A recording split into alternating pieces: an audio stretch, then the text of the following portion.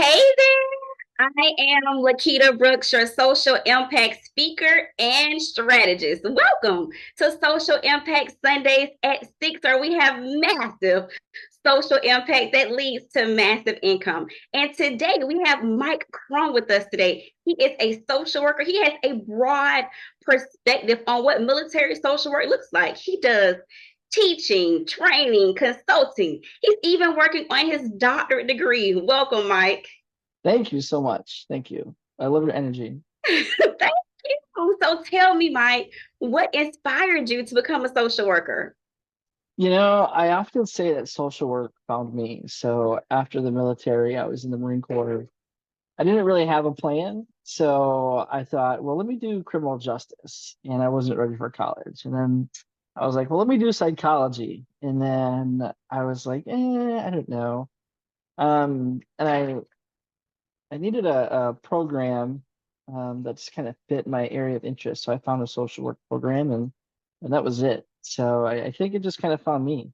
Found you. Okay, I totally get that because I feel like I don't know if it found me, but I just had the natural skill sets of a social worker. So it was like, why not? And it Right. sounds like you had some challenges, maybe not a lot, but you had some challenges when it came to reintegrating. So, what advice would you share with another person who's in the military and now they're transitioning to civilian world, to help them have that smooth transition that you didn't necessarily have? I think the toughest part is how do you transition your skills from the military into a civilian resume? So, that can be really tricky, and resume writing can be really mundane and frustrating.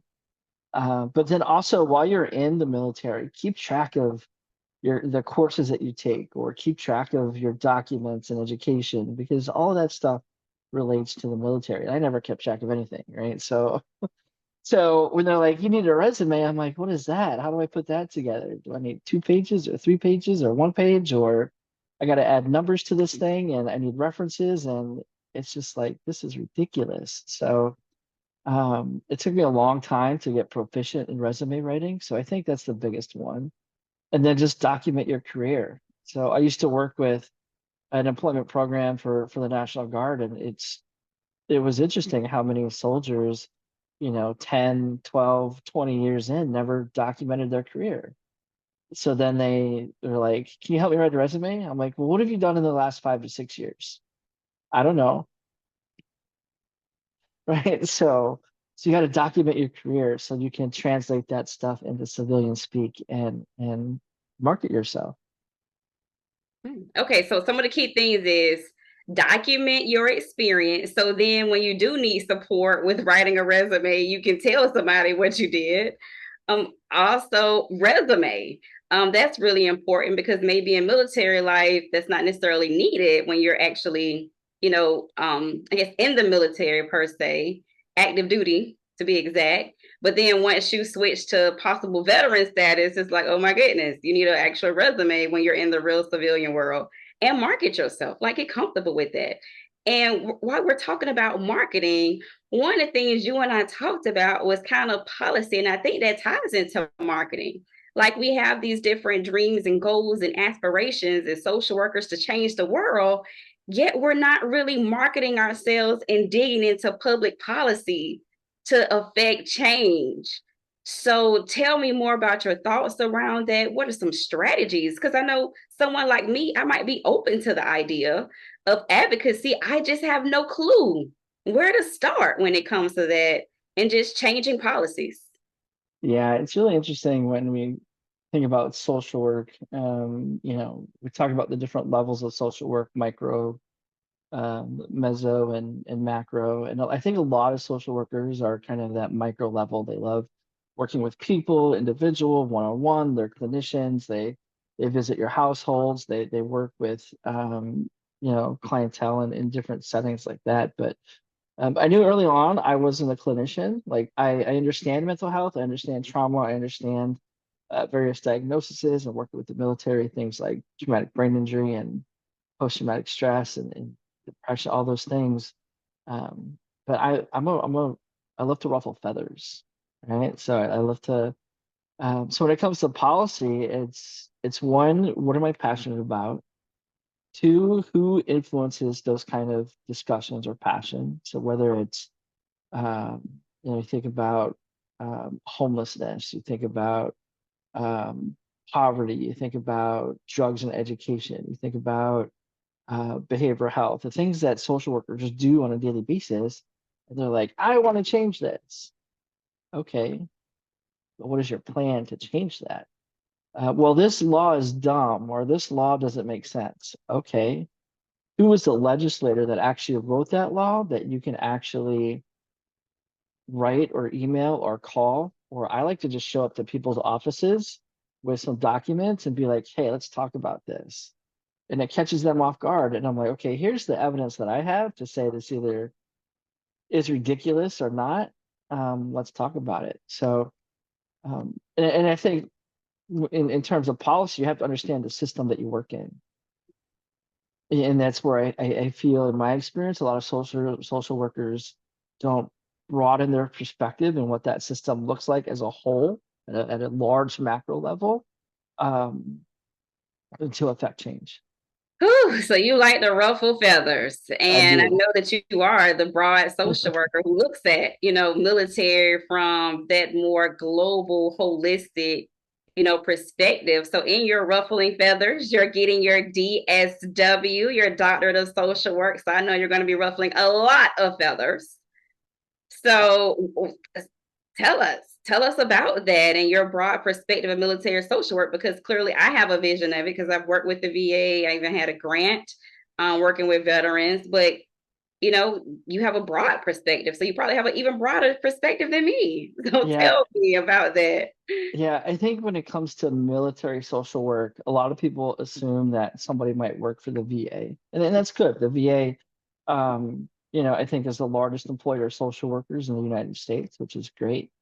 But there's so much more that somebody could do to work with the military or veterans. Even if you just think of the Department of Defense, you have the Department of Defense, and then each individual branch under that. So you have the Army, the Air Force, the Marines, the Coast Guard. Well, the Coast Guard is under a different agency, but they're still service members. So, and then you have the Guard, the National Guard, the reservist, and there's so much within that. And there's so much different types of civilian work. So whether you're working in child and youth programs, whether you're working in behavioral health, whether you're working in what I do in terms of primary prevention and looking at data to say, hey, you know, I inform leaders and commanders on different data points to say you're trending in the right direction or trending in the wrong direction. You have a higher rate of sexual assault versus domestic violence or suicide or drug and alcohol, and what are the contributing factors to that? And I think a lot of military social work is super broad. I have friends that are stationed overseas as social workers. They work in Germany, they work in foreign countries. They're deployed to places like Africa and other places. And that's really exciting. And a lot of people don't think of, I mean, I can go to a foreign country and do social work and work with the military. Yeah, you can do that. Now, granted, you have to be a little creative in that job search and fit some skills, but it's certainly possible. And I'm curious. So, how would someone find out about opportunities to, I guess, be a civilian, yet then work as a social worker in Africa and some of those other really cool locations? You got to network. This is where we're talking about marketing. You got to market your skills, right? You got to network. I'm a firm believer it's not what you know, it's who you know. And reaching out to individuals, say, I'm looking for an opportunity to do this. But also you got to know different websites and how to job search, right? So USA Jobs is a fantastic place to look for different roles. There's a Facebook group of military social workers that I think there's like 5,000 plus of us, and they post a lot of different job announcements, um, whether it's working in Germany for the Army or working in, with the Space Force or working with the Coast Guard or different places.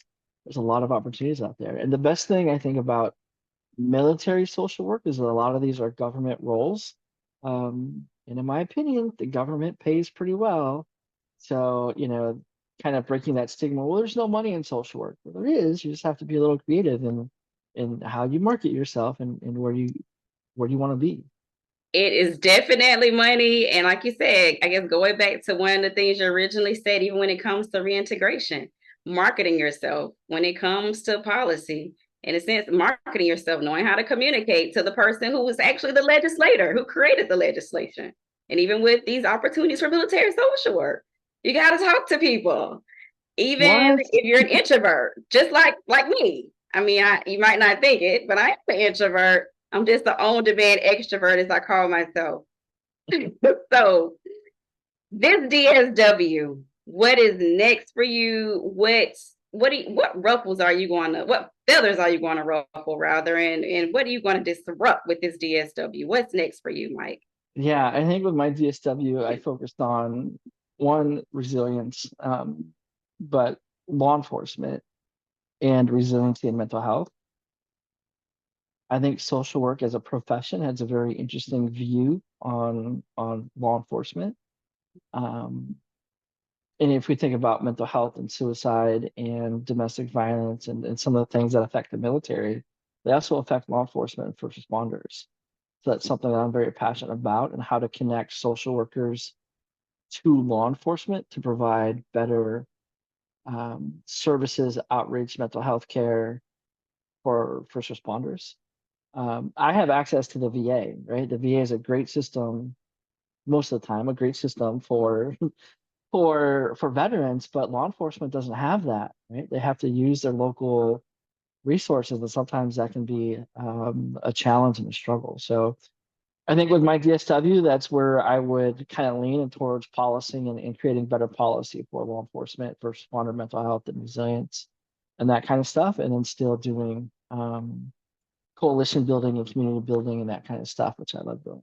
Yes, and I love how you take in, so you have a understanding of the whole mental aspects, but you're taking it, like you said, to do more macro social work to really affect change on a larger scale. Because, like you said, officers just have officers. They don't actually have a whole community to where they can just go to versus someone who was once in the military active duty.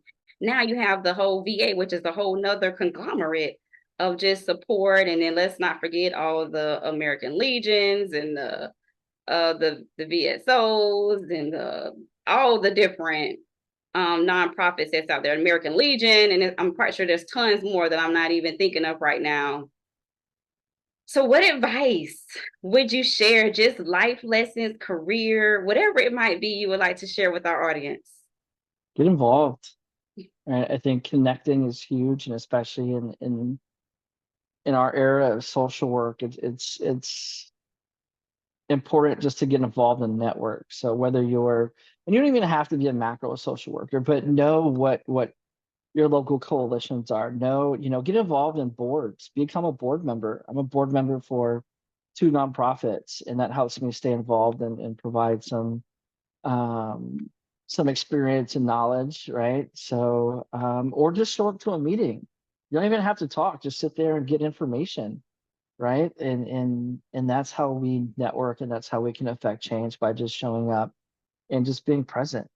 So I know a lot of social workers like myself. I like to do a lot of stuff behind the scenes, but I still will show up to a meeting and face to face, get out and meet people, because that's how they'll remember you. And if they remember you, they'll pick up the phone and say, "Hey, I have this thing that I'm working on. Do you want to be a part of it?"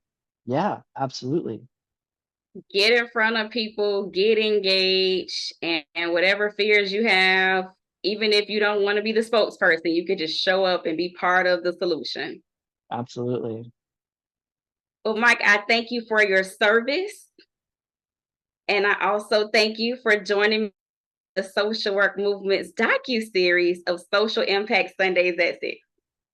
You're welcome. Thank you so much.